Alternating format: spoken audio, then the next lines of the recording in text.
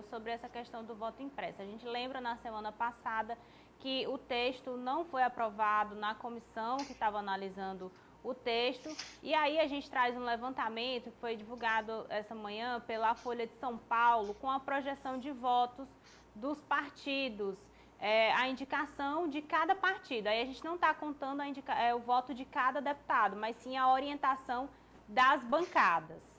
Ari? Só um pouquinho. Fala aí, Ari, que depois eu coloco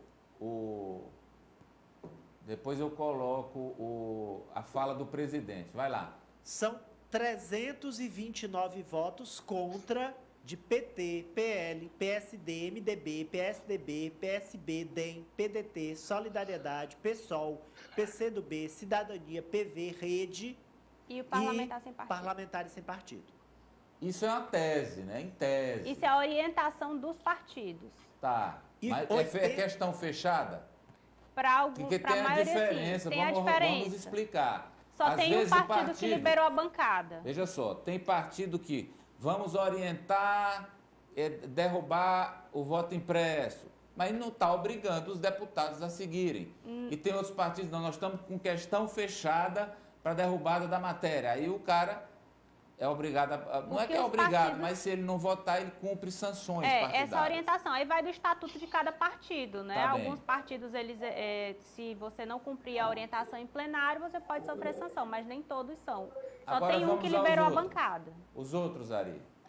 Os votos favoráveis ao voto impresso são 86 do PSL, do PROS, do PSC e do PTB.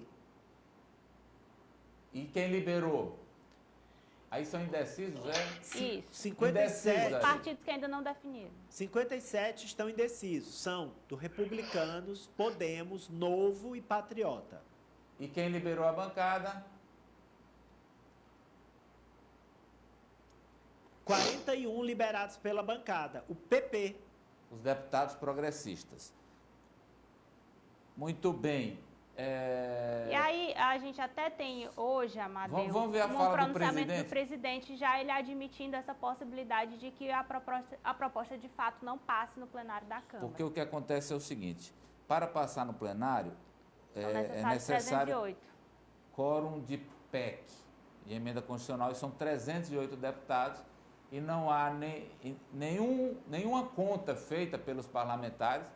Em nenhuma dessas contas o governo tem esses 308 votos, ao contrário, anda longe disso. E por isso o presidente Bolsonaro falou sobre essa votação que deve acontecer essa semana. Se não tiver uma negociação antes, um acordo, vai ser derrotada a proposta. Porque o ministro Barroso apavorou alguns parlamentares. E tem parlamentar que deve alguma coisa na Justiça, deve no Supremo, né? Então o Barroso apavorou. Ele foi para dentro do parlamento fazer reuniões com lideranças, praticamente exigindo que o Congresso não aprovasse o voto impresso. Deixo bem claro que 3 outros momentos na história nós aprovamos o voto impresso aqui em Brasília. E a última questão foi em 2017, comigo. E foi quase unanimidade. Aprovamos. Depois o Supremo, sempre o Supremo, né, disse que era inconstitucional. Aí então o presidente, assim, quase que admitindo a derrota, fala num acordo, mas que não haverá, né? E o presidente Arthur Lira, ele tem explicitado que a decisão do plenário será soberana, e naquele pronunciamento que ele fez na sexta-feira, ele até enfatizou, inquestionável. Alguns membros da imprensa nacional dizem que Arthur Lira teria chegado para o presidente e dito, olha, o que o plenário decidir, morreu o assunto, a gente não tem mais o que discutir. E havia o temor de que, se o governo conseguir, de fato, uma maioria simples no plenário, esse assunto ainda possa ser motivo aí de ataques do presidente. Eu acho que ele vai continuar batendo nessa tecla, mas, de fato, vai perder muita força se o plenário não aprovar. E eu acho que o presidente vai continuar questionando, independente de ser 500-0, ele vai continuar questionando. Mas a Solange Souza fez uma reportagem, porque há uma dúvida se as urnas eletrônicas que a gente usa hoje são as mesmas usadas na campanha de 96, a primeira por urna eletrônica. Solange explica que as atualizações são constantes.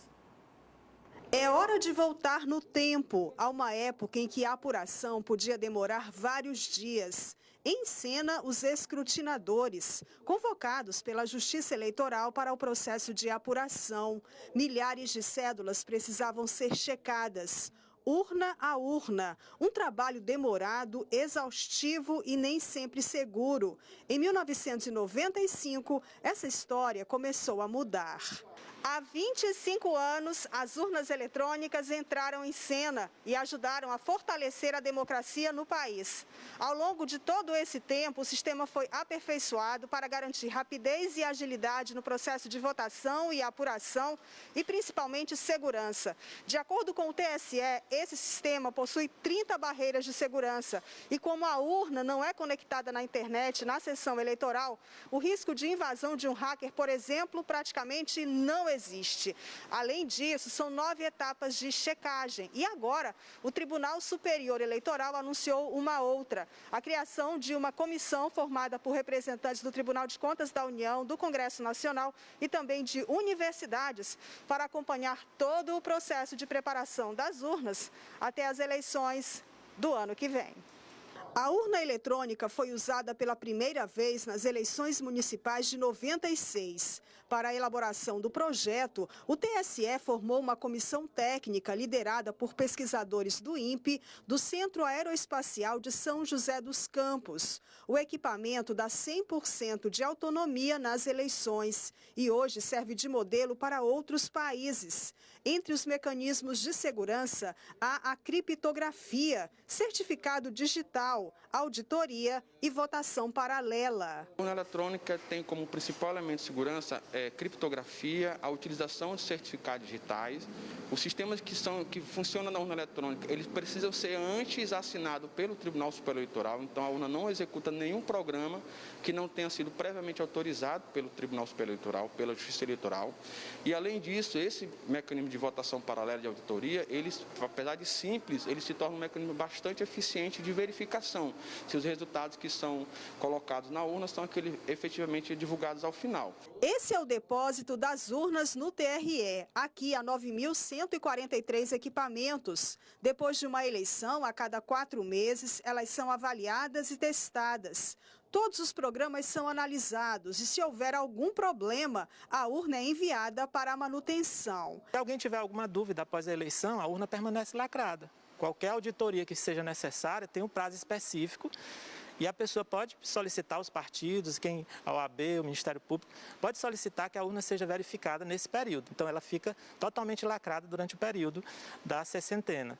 Quando acaba esse período, se não houver nenhum processo, então as urnas são liberadas para a gente fazer a manutenção. A gente apaga tudo que tem dentro delas e faz a manutenção preventiva. Renato Castelo Branco trabalha com o processo de manutenção das urnas. Nós fazemos todos os testes da parte do teclado, da parte do software, da coleta da biometria, para que essa urna seja guardada em condições de ser utilizada no dia das eleições. O presidente da Câmara, Arthur Lira, afirmou que a decisão sobre a PEC, que torna obrigatório o voto impresso, vai ser tomado pelo plenário da Casa. Vai passar pela análise dos 513 deputados.